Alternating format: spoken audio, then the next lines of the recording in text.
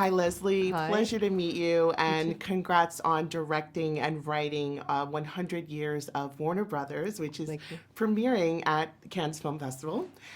So tell me, where did you begin on diving into such a rich, vast history? It was not easy. Let's just put it that way. 100 years in 4 hours in a year and a half production, over 60 interviews, and hundreds of movies to watch. So it was really about finding the pinnacle films that shaped the studio and really were the turning point films and the turning point business stories and family stories and executive stories, business stories. So all that woven together is what created this tapestry of story over four hours. Yes, and it's quite magical. I've seen the first two specials, and I can't wait to rewatch them. They're Great. just so rich in history. And how did you capture that magic of, we've well, most of us have experienced walking on the Warner Brothers set for the first time, and you're just, just awestruck with the water tower and just your memories. So, how did you evoke that magic into the specials? I think it was my first day meeting the executives when they pitched this idea to me to direct, and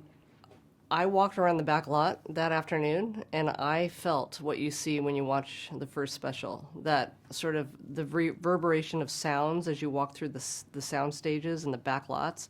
There was so much history there, that I really just wanted to capture that feeling and that magic of cinema and the why is cinema so special to audiences around the world? What makes it indelible, and what made Warner Brothers make so many amazing films?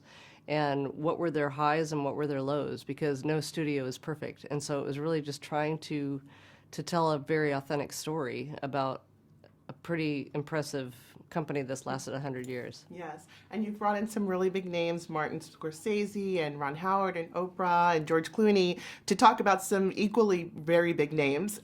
What was that like, seeking out and deciding, what stories to tell? I think I went into a lot of these interviews with preparation and knowing, having done the research, but what's always fascinating in doing documentaries like this is you're always learning new things when you sit down with somebody and they tell you stories you've never heard before and anecdotes that you start cracking up and you're going, wow, that is so real and so human. I think as an audience member, these are celebrities, that are bigger than life. But honestly, my vibe is really kind of getting to know you and understanding what was human about your experience. We're all human. This is all work. This is, it isn't always just magic. It's not everything you see when you go into a theater. It's hard work behind the scenes. Absolutely. And those are the stories I wanted to get out. Yeah, I specifically enjoyed Ron Howard's tidbits on Bettie Davis. Can you tease a little bit about what we can, or what you chose to share on her legacy? Yeah, so Bettie Davis, is an icon in the early years of cinema and was considered, by most accounts, a bit of a diva. And she and Jack Warner had a very, conflicting history. And Ron Howard directed her in his early career, and she was in her later years. And he was very envious of the studio system, the contract system. And she basically told him, don't be silly. It's not what it was cut out to be. It was like jail. And, she talked about her relationship with Jack Warner, and to get that story first person from Bettie Davis, for Ron Howard to tell me that and impart that on this story was a gift. I mean, it was hilarious. It's a really funny story. Yeah, really love that part. And then musicals. They seem to cure everything. They fix everything. Everyone loves musicals, and Warner Brothers has this vast history with musicals, even going into the Depression. What do you touch on as far as musicals? 42nd Street was a big musical for them, and it was a blend of the gangster-ish, real ripped from the headlines sort of street stories with high gloss musicals. And as Martin Scorsese says, or George Clooney, and they speak to the idea that MGM wouldn't have done those kinds of musicals where you got a woman falling out of a building, and it was different, it was fresh, it was real, but it was fun. And then they were doing Sergeant York and so many other musicals that came from that era with James Cagney. People sort of forget, I think, today that James Cagney was started out as a dancer, and he was a tap dancer, an amazing dancer, and then he started doing, gangster films. And so to be able to blend both is fascinating. So there's just a lot of little tidbits in there to learn.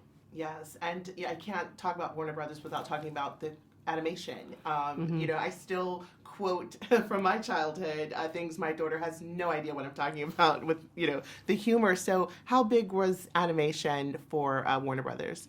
Animation was huge, and it was one of those things with Looney Tunes and Merry Melodies that they started as a almost as a catch up to what Walt Disney was already doing. He was already having success with Mickey Mouse, which my grandfather was a co-creator of, and partnered with Walt Disney. So here you have,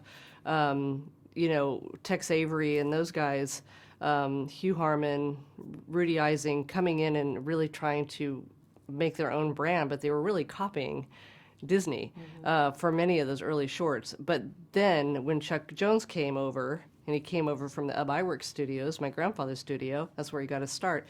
He came over and really pushed the comedy to such high level, and it was such adult humor. But what made Warner Brothers cartoons so unique was the music. Not only the wacky animation, but it was the music, the orchestra. They had full orchestras. They used their live-action film orchestras and do the cartoons. And Disney and other studios weren't doing it to that level. So it just made them really fresh and rich. Awesome. Leslie, it was a pleasure speaking with you. Thank you so much. You too. Thank you. Thank you.